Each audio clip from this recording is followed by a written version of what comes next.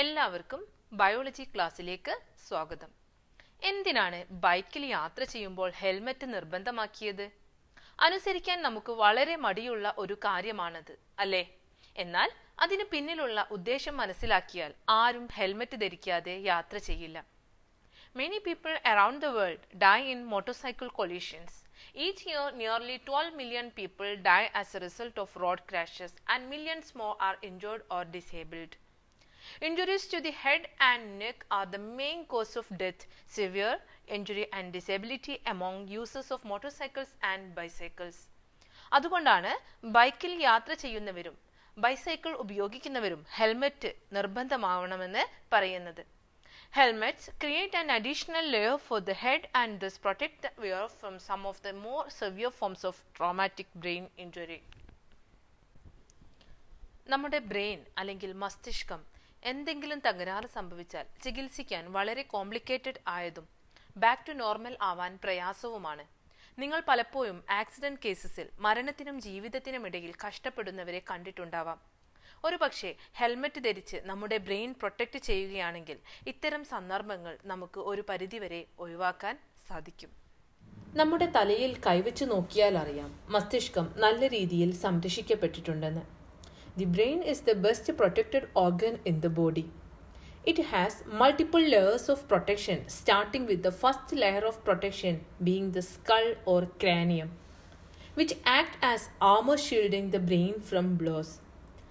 The next layer of protection is the meninges, which has 3 membranes that surround the brain and spinal cord to keep it from being damaged by contact with the inside of the skull. The final layer of protection is the cerebrospinal fluid that the brain and spinal cord basically float in. Cerebrospinal fluid formed from the blood and reabsorbed into the blood. തലയോടിനകത്താണ് നമ്മുടെ മസ്തിഷ്കം സ്ഥിതി ചെയ്യുന്നത്. പുറത്തു നിന്നുള്ള ആഘാതങ്ങളിൽ നിന്നും മസ്തിഷ്കത്തെ തലയോട് സംരക്ഷിക്കുന്നു. അടുത്തതായി 3 സ്തരങ്ങളുള്ള meninges കാണപ്പെടുന്നു. ഇത് മസ്തിഷ്കത്തെയും സുഷുമ്നയെയും തലയോടിനകത്ത് കാണപ്പെടുന്ന ആഘാതങ്ങളിൽ നിന്നും സംരക്ഷിക്കുന്നു. അവസാനത്തെ സംരക്ഷണമാണ് സെറിബ്രോസ്പൈനൽ ദ്രവം. മെനിഞ്ചസിന്റെ ആന്തരപാളികൾക്കിടയിലും മസ്തിഷ്കത്തിന്റെ അറകളിലും സെറിബ്രോസ്പൈനൽ ദ്രവം നിറഞ്ഞിരിക്കുന്നു. രക്തത്തിൽ നിന്ന് രൂപപ്പെടുന്ന സെറിബ്രോസ്പൈനൽ ദ്രവം തിരികെ രക്തത്തിലേക്ക് തന്നെ ആഗിരണം ചെയ്യപ്പെടുന്നു. Functions of cerebrospinal fluid. First one, to provide nutrients and oxygen to the tissue of the brain. Second one, regulate the pressure inside the brain. Third one, to protect the brain from injuries. Cerebrospinal ഫ്ലൂയിഡിന്റെ cerebrospinal ദ്രവത്തിന്റെ ധർമ്മങ്ങൾ എന്തെല്ലാമെന്ന് നോക്കാം. 1. മസ്തിഷ്ക കലകൾക്ക് പോഷക ഘടകങ്ങൾ, oxygen എന്നിവ നൽകുന്നു. 2. മസ്തിഷ്കത്തിനുള്ളിലെ മർദ്ദം ക്രമീകരിക്കുന്നു. 3.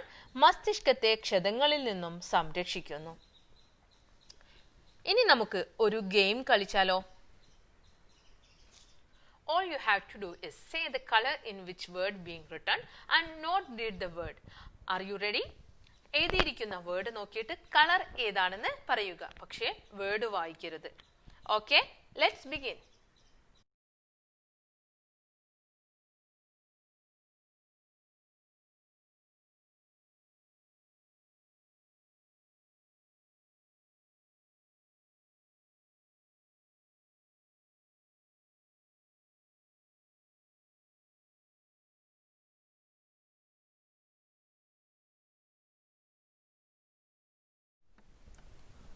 Did you get confused?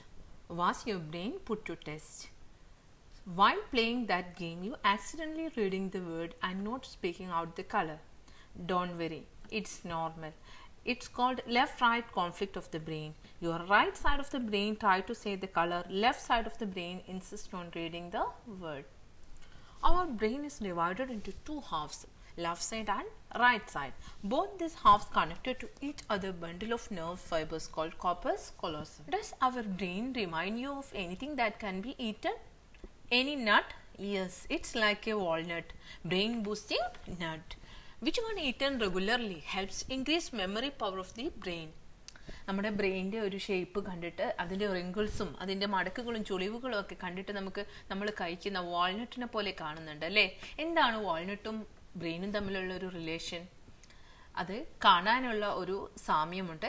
അതുപോലെ വാൾനട്ട് എന്ന് പറയുന്നത് ബ്രെയിൻ ബൂസ്റ്റിംഗ് ഫുഡ് ആണെന്നാണ് പറയുന്നത്. ദിവസവും റെഗുലർലി നമ്മൾ വാൾനട്ട് കഴിക്കുകയാണെങ്കിൽ നമുക്ക് മെമ്മറി പവർ, ബ്രെയിനിലെ മെമ്മറി പവർ കൂടുമെന്നാണ് പറയുന്നത്.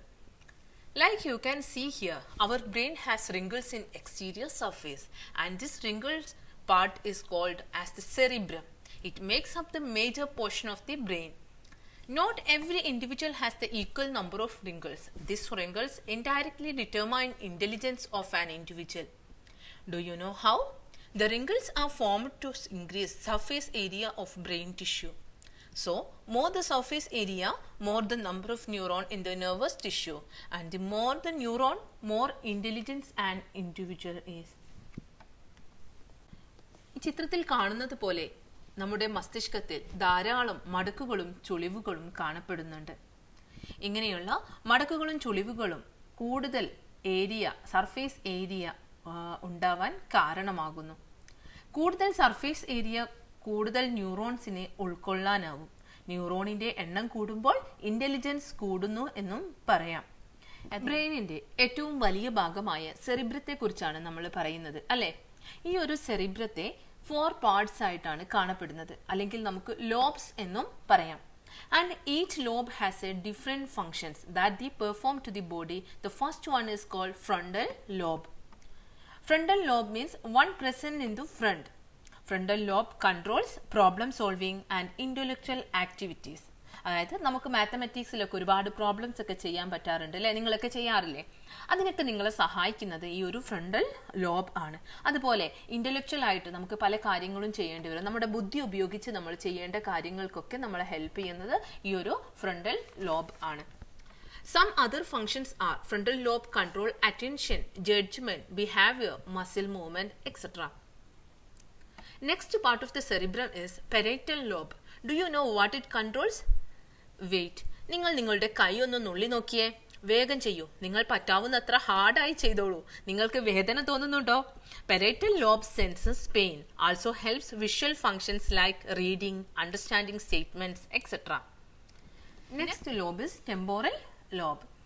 It controls visual and auditory memory. ഒരു മനസ്സിലാവാൻ ഒരു എക്സാമ്പിൾ പറയാം. നിങ്ങൾ ഒരു ഗെയിം കളിക്കാറില്ലേ? അതായത് ഒരു സ്ക്രീനിൽ ഒരുപാട് പിക്ചേഴ്സ് തരും. ആ പിക്ചേഴ്സ് നമ്മൾ നോക്കി ഓർത്ത് വെക്കണം. അതിനുശേഷം ആഫ്റ്റർ സം ബ്രേക്ക് നിങ്ങളോട് ആ ഒരു പിക്ചേഴ്സ് ഓർത്തോർത്ത് പറയാൻ പറയും, ആ സ്ക്രീനിൽ കാണാതെ. ഇത്തരത്തിലുള്ള ഗെയിംസിനൊക്കെ നമ്മളെ സഹായിക്കുന്നത് ഈ ഒരു ടെമ്പോറൽ ലോബ് ആണ്. അതായത് it controls visual and auditory memory. The fourth and last lobe is occipital lobe. Occipital lobe helps recognition of color, words and movement. നിറങ്ങളെ തിരിച്ചറിയാനും വാക്കുകളെ തിരിച്ചറിയാനും നമ്മുടെ മൂവ്മെന്റ്സ് തിരിച്ചറിയാനും ഒക്കെ സഹായിക്കുന്നത് occipital lobe ആണ്. Cerebrum, the largest part of the brain. Numerous fissures and folds are seen. The grey colored outer part of cerebrum is called cortex and the white colored inner part is called medulla. Center of thought, intelligence, memory and imagination. Evokes sensations, control voluntary movements. മസ്തിഷ്കത്തിന്റെ ഏറ്റവും വലിയ ഭാഗമായ സെറിബ്രത്തിൽ ധാരാളം ചുളിവുകളും മടക്കുകളും കാണുന്നു. സെറിബ്രത്തിന്റെ ചാരനിറത്തിലുള്ള പുറംഭാഗത്തെ cortex എന്നും വെളുത്ത നിറമുള്ള ഉൾഭാഗത്തെ medulla എന്നും വിളിക്കുന്നു. ചിന്ത, ബുദ്ധി, ഓർമ്മ, ഭാവന എന്നിവയുടെ കേന്ദ്രമാണ്. ഇന്ദ്രിയാനുഭവങ്ങൾ ഉളവാക്കുന്നു. ഐച്ഛിക ചലനങ്ങളെ നിയന്ത്രിക്കുന്നു. Let's move to second part of the brain. Do you see a small bulge back of the cerebrum? The second largest part of the brain. See behind the cerebrum as two flaps. Fissures and grooves are present.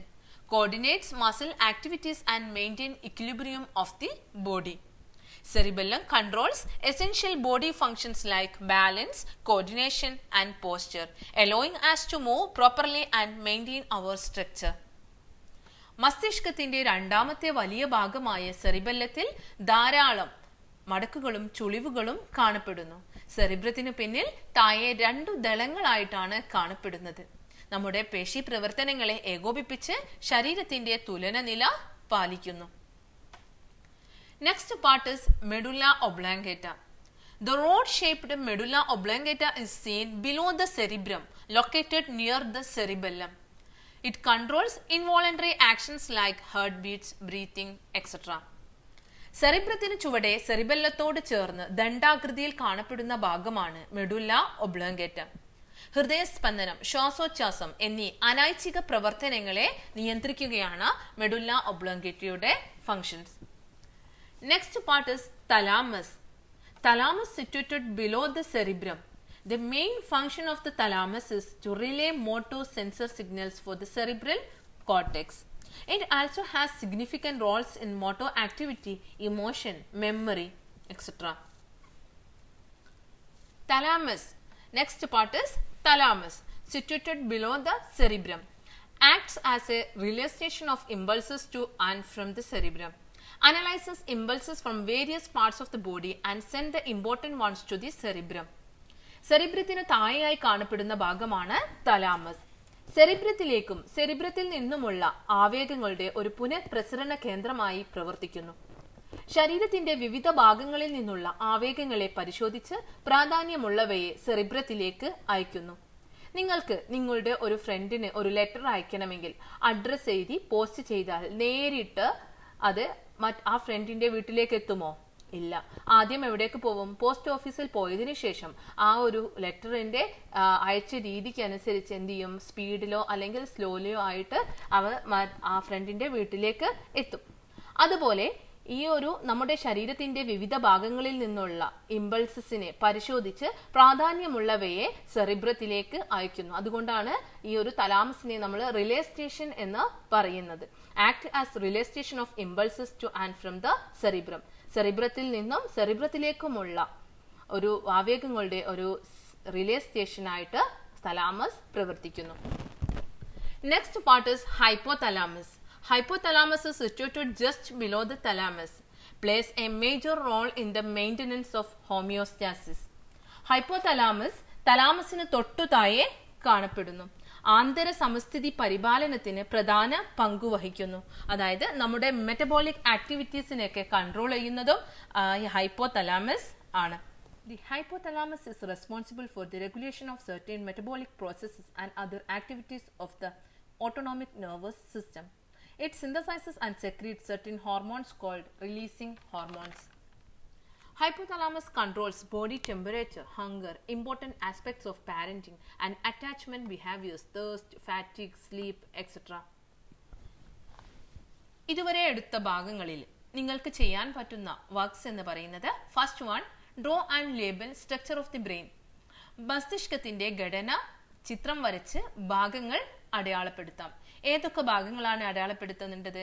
Cerebrum, cerebellum, medulla oblongata, thalamus and hypothalamus. That's enough.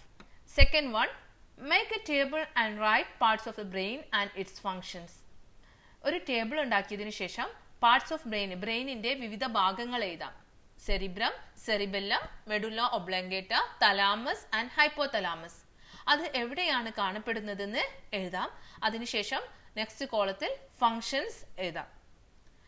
Third one, protection of the brain. Brain എങ്ങനെയൊക്കെ സംരക്ഷിക്കപ്പെട്ടിരിക്കുന്നു എന്ന് എഴുതാം. Fourth one, nourishment of the brain. നമ്മുടെ മസ്തിഷ്കത്തിന് പോഷകങ്ങൾ ലഭിക്കുന്നത് എങ്ങനെയാണെന്ന് എഴുതാം. I hope you to understand today's portion. Next class we will discuss about spinal cord and its functions.